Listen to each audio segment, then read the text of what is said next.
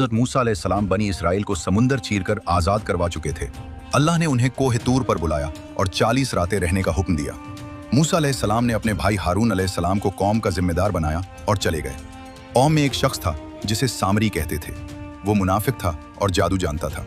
दरअसल जब अल्लाह ने समुंदर चीरकर बनी इसराइल को पार करवाया था और फिरौन की फौज डूब रही थी, उसी वक्त अल्लाह ने हज़रत जिब्राइल अलैहिस्सलाम को एक खूबसूरत घोड़े पर सवार करके भेजा था ताकि वो कौम की हिफाजत और रहनुमाई करे।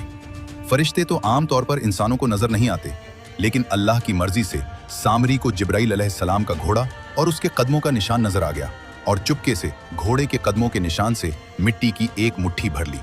मूसा अलैहिस्सलाम के कोह तूर पर जाते ही सामरी ने हालात का फायदा उठाया।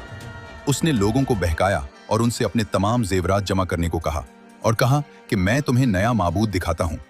लोगों ने मिस्र से लाए हुए अपने सोने के जेवरात उसके सामरी ने आग जलाई, सोना पिघलाया और उसी से एक निहायत खूबसूरत सोने का बिछड़ा तैयार कर लिया।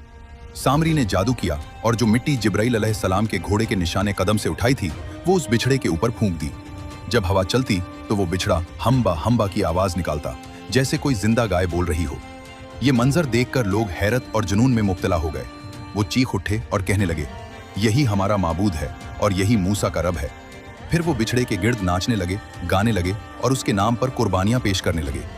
हजरत हारून अलैहिस्सलाम ने उन्हें बार बार समझाया और रोका, लेकिन लोगों ने उनकी बात न मानी। जब हजरत मूसा अलैहिस्सलाम तख्तियां लेकर वापस आए और ये हौलनाक मंजर देखा तो गुस्से से कांप उठे और हजरत हारून अलैहिस्सलाम के बाल पकड़ लिए और सख्त लहजे में पूछा, तुमने उन्हें रोक क्यों न लिया? इस पर हारून अलैहिस्सलाम रोते हुए बोले, ऐ मेरे भाई, अगर मैं ज्यादा तो ये लोग मुझे मार डालते। फिर हजरत मूसा अलैहिस्सलाम सामरी को गुस्से में कहा, ये तुमने क्या कर डाला?